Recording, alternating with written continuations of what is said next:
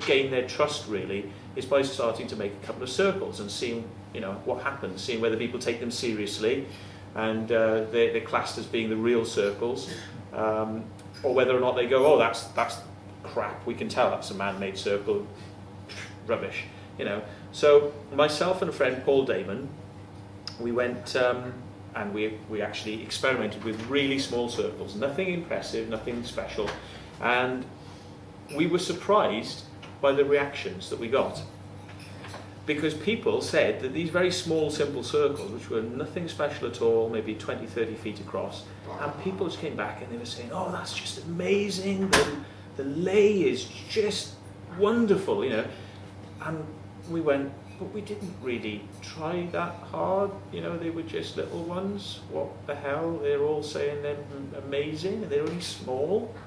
So we said, well, all right then, let's try and do something a bit more, weird then. Let's go bizarre, So we went out there and we made real squiggly patterns then, which didn't make any sense at all. And we didn't have a design, and we didn't use string. We were just literally making sort of curvy shapes in the corn.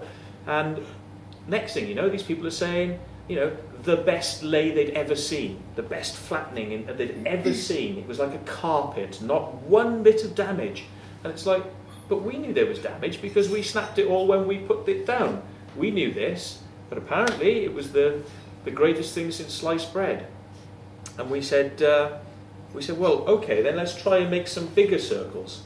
And we went out there, we did all the wrong things, as you tend to do when you're sort of new. If you haven't spoken to circle makers or you haven't seen a video on how to do it, we use nylon string because it seemed the thing to do, isn't it? A big ball of nylon string. It's great because it's cheap, and that'll do. We stretch that out. Totally the wrong thing to use, because over about 100 feet stretched out, a piece of nylon will stretch like crazy.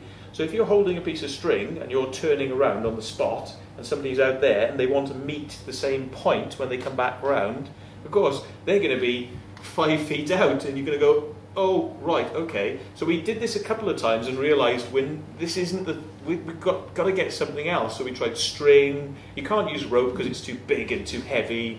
And eventually met up with the circle makers again, and we said, there's a couple of circles up there. And they're like, yeah.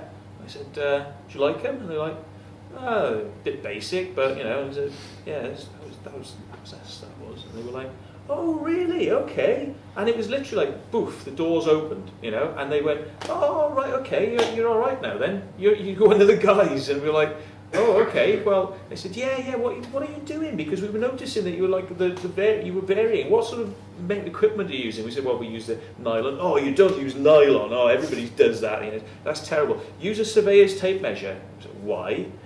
Because it doesn't stretch. It's got fiberglass woven into the material, and it literally doesn't stretch over a long distance. You can really tug on it, And we're like, okay, that's great. So our circles developed on. We suddenly became very accurate with what we were doing. Our measurements worked out because there wasn't stretching going on, and we had a measurement rule on the side of the surveyor's tape measure, and things went on in leaps and bounds. And we became quite good team of circle makers, I like to think. So we didn't tell anybody what we were doing.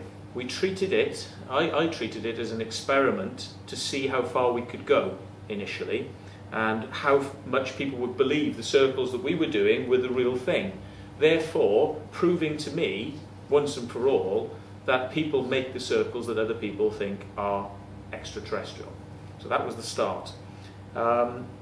It got exposed through a group of friends that we were making circles. One of the members actually, Pillow Talk, told an outside girlfriend that he was making circles, and she thought it was the best thing to do was to just tell everybody that was needing to know. And unfortunately, some of the people she told were so upset by it that it nearly caused a suicide. And luckily, that didn't happen, and I'm very glad to say that didn't happen. It does affect people like that.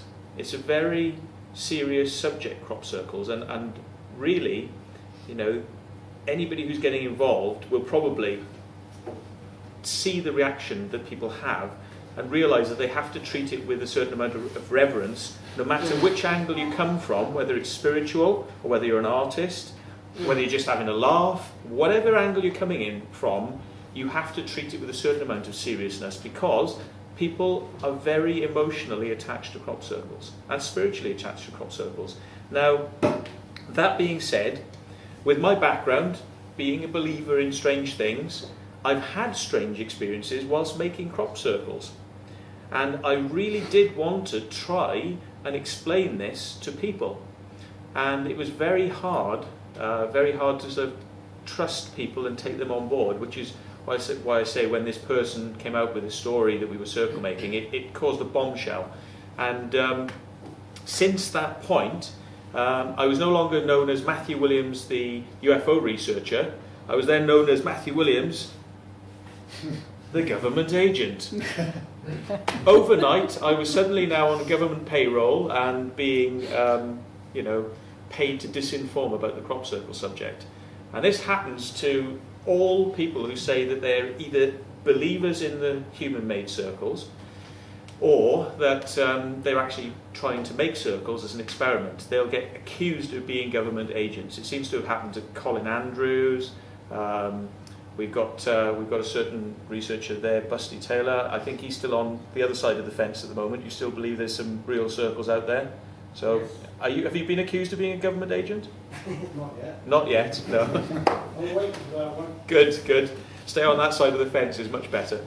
But it is something that happens, and it falls then upon me to explain why I was doing this stuff. And I tried to embrace the researchers and tell them the reasons why I was doing it, say that it wasn't to take the mickey, it wasn't to have a laugh, and that I was doing it for serious reasons, but along the way we'd had these strange experiences. Now, I'll take you back to one. I could skip through a few very quickly with you, but you're going to lose the essence of the truth of it if I skip across these, but I'll give you one very good example. We went to make a formation near Alton Barnes. We arrived and we were unsure initially where to stick the circle. So I sent my friends off and said, I tell you what, I think there's a bunch of people who are actually in another formation in the same field up there, and I've heard they're doing a skywatch tonight. Couldn't see them, but they're up there somewhere. I knew they were there. And we could work in this area of the field, but will they see us? It was a very clear night. The moon was sort of out, and we should have really been able to see those people up there. I think we were kind of aware of them, but you only get sort of, you can't make people out properly. But throughout the night, especially if they had telescopes and binoculars and their eyes had adjusted to the dark, there was a chance that they would see us making a circle that close to them. So I said, you go and wait, and what I'll do is I'll walk up the tram lines to the top of the field, come down through the formation, and I will see what these people are up to and whether or not they can actually see us, because maybe it's obscured, maybe they can't see. And that's what I did. I walked through, sort of collar up, didn't think they'd make too much notice. It was like evening, as if I was sort of just wandering along. Evening, oh, do some sky watching, great. Oh, have a nice night then. And I walked through them, and I could see that they could see very clearly where we would be making a circle if we were in that central part of the field. And I came back to the other people, the team, and I said, they can definitely see us. It'd be lunacy. There's no way that we could make a formation here tonight and not be seen. It's just like absolute. We'll have to find somewhere else. And they said, yeah, it would be stupid, wouldn't it? And I said, yeah, it would be stupid. But you know what? I really feel, I don't know why, I feel like we're meant to do this. Does that make any sense? And Paul said, do you know what? I get the feeling we should do this too. I said, but it's lunacy. We are going to get caught in the middle of making the crop circle. You do realise that, don't you? You know how close we are, and they can see us really clearly. And he goes, I know, but I want to do it. I said, I want to do it too. I don't know why, I want to do it. I want to do it. And I said, it's nuts. We shouldn't really do this. We could get into trouble. Yeah, let's do it. Come on, let's do it. And we got on this buzz. And we